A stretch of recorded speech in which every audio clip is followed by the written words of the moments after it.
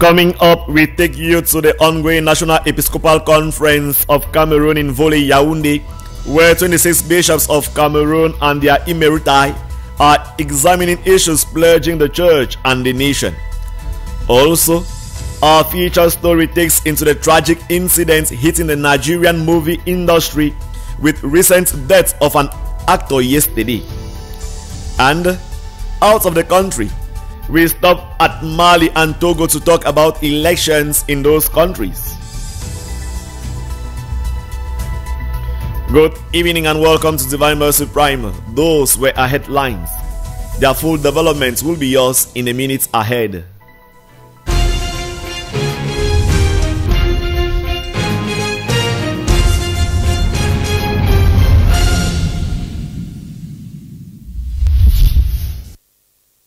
The 49th Plenary Assembly of Bishops of Cameroon was officially opened on Tuesday, April 9, 2024 by Archbishop Andrew Nkeya, President of the National Episcopal Conference of Cameroon. In his opening speech, the Archbishop Andrew Nkeya addressed several concerns, including the high cost of living and the misuse of social media platforms to spread false information and promote hate speech. He also reaffirmed the church's stance regarding or on the blessing of same-sex marriage in Cameroon. Details and more with Joyce Bong, who is in Volé, Yaoundé. It is therefore with these words of exhortation that I now officially declare open the 49th Plenary Assembly of the Bishops of Cameroon.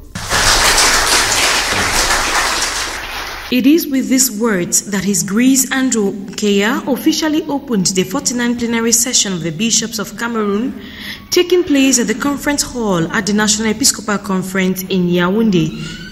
The official opening ceremony began with a welcome address from His Grace Jean Barga, the Archbishop of Yaoundé.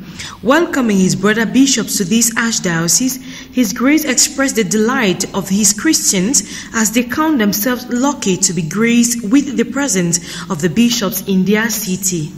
It is always a great pleasure to welcome the bishops in our city, in Yaoundé, in our diocese too.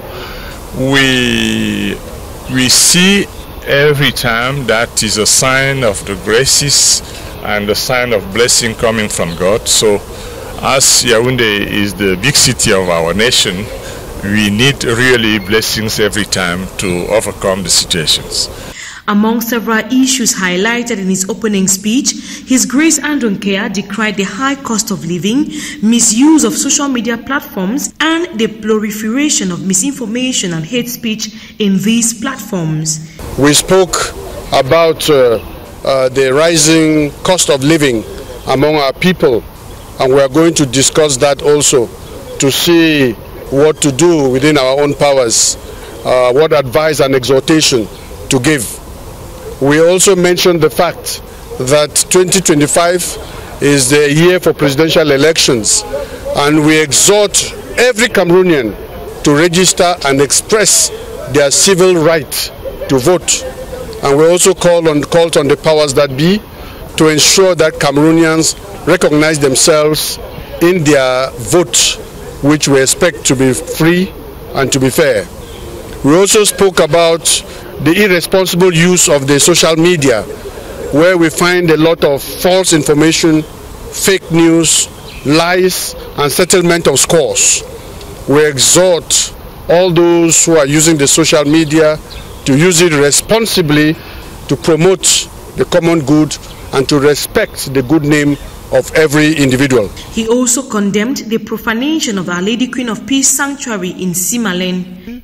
Dans cette paroisse sanctuaire est un acte odieux et inacceptable que nous condamnons. Nous appelons les auteurs à la conversion. À notre frère, l'archevêque Jean Barga, archevêque de Yaoundé, et à son presbytérium, et à tous les fidèles de l'archdiocèse de Yaoundé, nos encouragements à tenir bon dans la foi et de rester vigilants tout en leur donnant l'assurance de nos prières. In line with this heinous act, the bishop sent words of encouragement to the Christian population of that locality. seeing what they did against the sanctuary of Nsimalen, I can say I saw the demon walking in our city.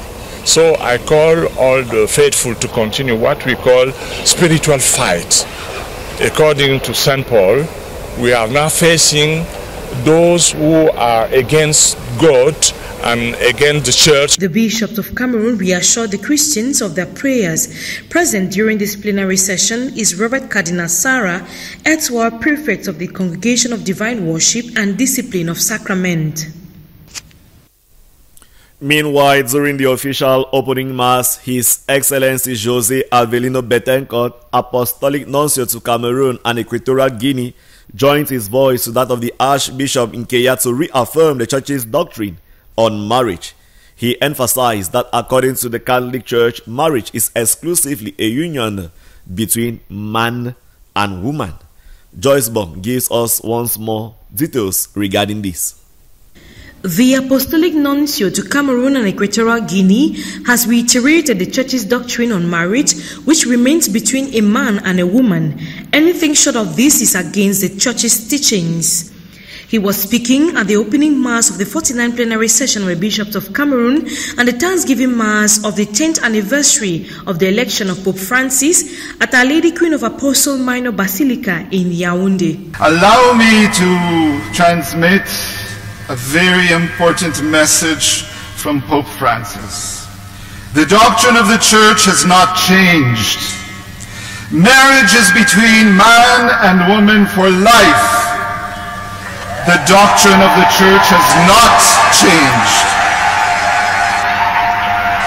Officiating this Eucharistic celebration, the Nuncio extended the Holy Father's greetings, prayers and blessings to the people of goodwill in Cameroon. Bonne Pâque du Christ ressuscité. Chers frères et sœurs, il y a à peu près 6 semaines que j'étais à Rome avec le pape François. Le pape François me charge de vous transmettre ses chaleureuses et fraternelles salutations, ses prières et sa bénédiction à l'occasion de cette assemblée de la Conférence épiscopale nationale du Cameroun qui célèbre sa 49e assemblée plénière des évêques du Cameroun. J'apporte la solidarité et la proximité du pape François envers cet bien-aimé pays, le Cameroun. Participating in this Eucharistic celebration, Robert Cardinal Sarah advised all to build their faith on the cross, the Eucharist and the Blessed Virgin Mary. He also reassured all Christians of his prayers while urging them to pray for him as well. Hostia et Virgo. La croix, l'Eucharistie et la Vierge. Tâchons de bâtir notre vie chrétienne sur ces 3 piliers. Je promets de prier pour vous.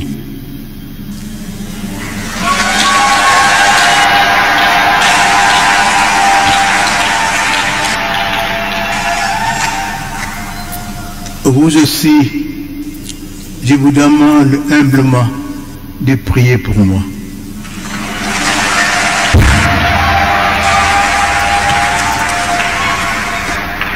At the end of this Mass, the bishops imparted their blessings and retired to the National Episcopal Conference Center, where they continued listening to reports from different commissions and giving plausible solutions. Muslims in Buea municipality and beyond have been urged to foster unity, sharing, tolerance, patience, and civility. Sheikh Mohammed Abubakar, the Imam of Buea Central Mosque, made this call during the celebration of their feast day Eid Mubarak on April 10, 2024. The prayers were held at the Buea Town Stadium Esplanade. Nadesh May attended the celebration and has this report.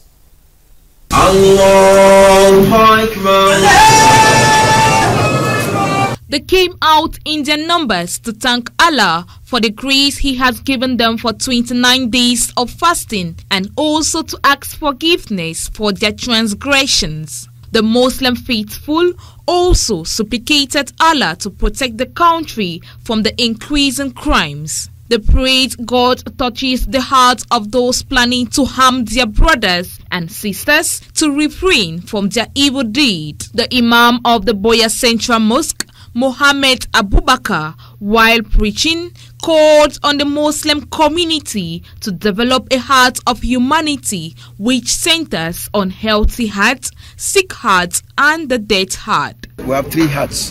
The first heart is a healthy heart. The second heart is a sick heart, and the third heart is a dead heart. And if you look at these three hearts, the first heart is a healthy heart, but it requires continuous maintenance. And so Ramadan is a means to continuously arrange and maintain that heart. Then the sick heart is a heart that requires permanent reminders, and the reminding will be in terms of situations like Ramadan that will come to make repairs, associating with persons who know what it takes to be a faithful, and what the third heart will be a dead heart that is not responding to anything that has to do with good for humanity, even to its own self. This is what we thought that going through Ramadan, and Ramadan is such an auspicious period where persons who go through it come out as newborn babies. In order to have a heart of humanity in the society, the Muslim faithful in Boya municipality and beyond are encouraged by the Imam to build the spirit of unity, sharing, tolerance, patience, and spirit of being Republican citizens. So these are some of the things that we think they can do, and to remain in the spirit of unity, spirit of sharing, spirit of tolerance, spirit of patience, and spirit of being Republican citizens.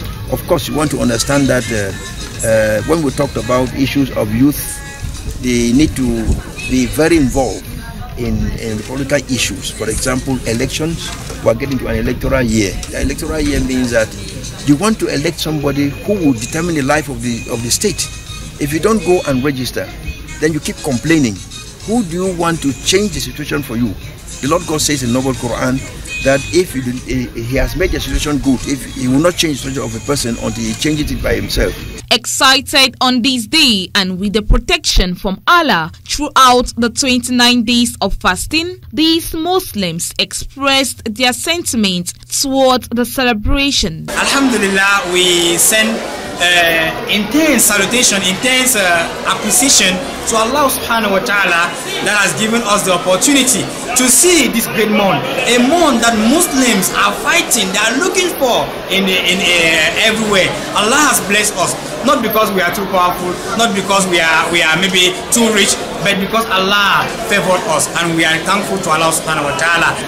Actually, I really enjoyed the 29 days, and I wish it was extended to more than 29 days. You understand? Because in this fasting period, we felt a lot of change, a lot of harmony, a lot of brotherhood, a lot of sisterhood. There was a lot of things to enjoy. The feast of Eid Mubarak in Boya brought together civils, administratives, traditionals, and religious authorities of Fako to celebrate with the Muslim community. After participating in the spiritual activities and celebrating with the Muslim faithful, the Imam visited the ongoing construction sites at the Gratitude Islamic Nursery and Primary School in Boya Town. The completion of this project is estimated to cost around 500 million francs CFA. The Imam appealed to the community to assist and support the Muslim community in achieving their goals. Now is an excerpt of Imam Abubakar Mohammed. If we pray in the masjid, if there are 10 people in the masjid, 10,000 are praying outside. This masjid is a vision 30 years, and the intention was to put it up at exits of our vision. We are almost 26 years in office. You don't want to pass through a place and you don't leave a trace. So this is what we call a project which is going to live. We're leaving like a legacy behind for our children. We have named as many as 1,000 plus children when we became Imam. You know, so these children, where do they go to? We have a school, primary school, have a secondary school, which is accessing the second cycle already. And why not the university? They need a place where they can prepare them spiritually in order to be good citizens. And you leave from school, you walk up into the masjid, you pray, and there will be, it's a whole center. It's a whole center because here is going to be one of the iconic buildings in Buea once it's completed. So we need your contributions. We need your sacrifice. You have to sacrifice enormously. It's an online activity which is going on, and we see very few Muslims participate. Unfortunately, this is a project, 400 or 500 million is something that would have been done since last year. But here we are still at the level of racing to deck even the first decade. So we are not saying that what we have done is not enough. We don't need somebody to come and help us build the masjid for us, because if once you contribute in building something, you can preserve it, you jealously keep it well. But if somebody will do it for you, you will not know what it takes, the pains. But if you toil for it, you will know how to keep it. For example, good roads. You want to have good roads. If you don't work for the good roads, you will come one day and burn it because you don't know what it takes to have a good road. Hospitals and stuff like that. So this is what we think the community, it is an obligation. It's their duty, their responsibility to build a house of God where you worship comfortably. We have them elsewhere. We don't want to wait for people from the Saudi to come. You've written projects, we've written things, people are not responding. So you keep talking. No, we think that the community should stand up more than ever before to come to their own assistance and complete this project, which we will title Vision 30 Years. We now treat you to this feature story. Fans of the Nollywood movie industry are calling for immediate and serious measures to be taken, as the industry has lost almost 7 actors just 4 months into the new year. The latest death of Junior Pope has sent shock waves across fans, and Actors Guild of Nigeria has suspended all films that involves rivaling or boat riding. Aloysius Like in this feature story takes a look into the tragedy hitting the movie industry.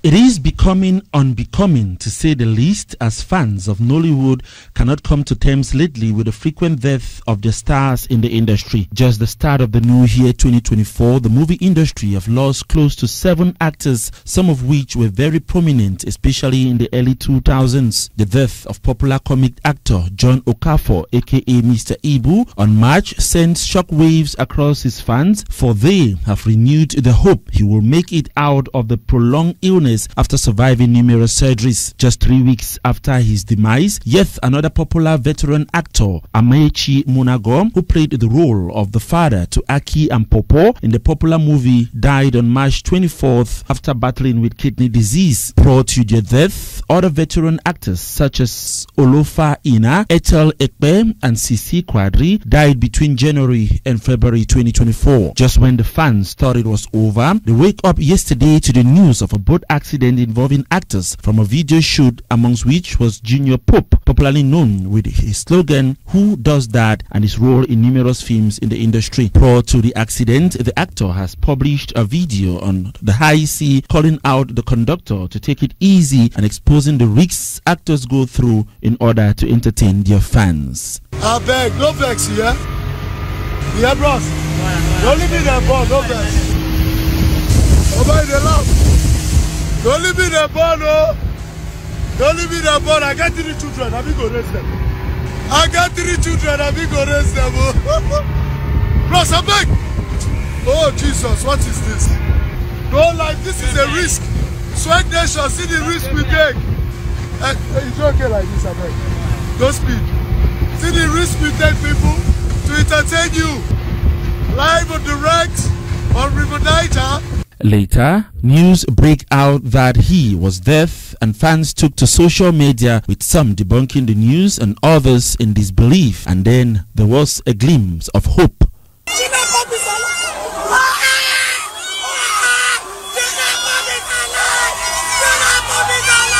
It is alleged that while at the mortuary, his fingers started moving and was rushed back to the hospital. All these attempts proved futile, as by 10 p.m. doctors and the Nigerian Actors Guild declared him dead. The question on every lips is what is wrong with the movie industry and why so many deaths. As measures to prevent further death, the Actors Guild has suspended the director of the movie as well as any film shot on water. Junior Pope identifies himself as a Cameroonian as he grows up and went to school in the Northwest region. He and the others will always remain on our screens and our hearts, especially with the slogan, "Who does that?" Onto our foreign page tonight. Malian authorities have banned political party activities amidst calls on ruling junta to organize elections, and Togo has rescheduled parliamentary and regional elections for 29 April after delaying the ballots over a highly contested and constitutional reform. Nadeshme with the details of this report. Malian authorities on Wednesday issued a decree banning political party activities amid calls on the ruling Amin junta to organize election. The announcement was made by the government spokesperson on state television on Wednesday evening. Abdullahi Maiga said the ban on political activities was made in the interest of maintaining public order, and the statement did not specify any threat to public order emanating from political parties. There was no indication on when the suspension would be lifted. Mali has been under Amin rule since August 2020. Last September, the junta indicated it would renege on a promise to organize elections meant to bring back civil rule this past February, citing technical reasons. After the March transition deadline passed without any vote, many political parties and civil society organizations reacted by demanding elections. Togo has rescheduled parliamentary and regional elections for April 29 after delaying the ballots over a highly contested constitutional reform. The announcement was made on Tuesday, April 9th, after a cabinet meeting. Elections were initially scheduled on April 13 before being postponed to April 20th. The proposed constitution, which was passed on March 25th, grants Parliament the power to choose the president, doing away with direct elections. Instead of a renewal 5-year term, the proposed bill restricts the power of future presidents and introduces a one-term limit. The reform hands over greater power to a figure similar to that of a prime minister, officially called the president of the Council of Ministers. This individual will either be the leader of the party which secures the majority during the legislative elections or the leader of the winning coalition of parties. The government said on Tuesday a planned 3-day protest this week over the arrest of opposition figures and new legislation scrapping president's election was illegal, a move that heightened tensions in a West African nation that has been ruled by the same family for almost 60 years. That report on our foreign page by Nadesh Me concludes Divine Mercy Prime tonight. But before we let you off the hook, let's review the headlines once more. Coming up, we took you to the ongoing National Episcopal Conference of Cameroon in Volé, Yaoundé, where 26 bishops of Cameroon and their emeriti are examining issues plaguing the church and nation. Also, our feature story took you into the tragic incidents hitting the Nigerian movie industry with recent death of an actor yesterday. And out of the country, we stopped at Mali and Togo to talk about elections in those countries. Thank you all for watching Divine Mercy Primer. Stay tuned for more beautiful, interesting and educative programs at DMR TV. I've been your host, Father Alphonse Wongibe Fonyo. While wishing you a restful night, we keep greeting in a special way all bishops of Cameroon assembled in Yaoundé. Good night.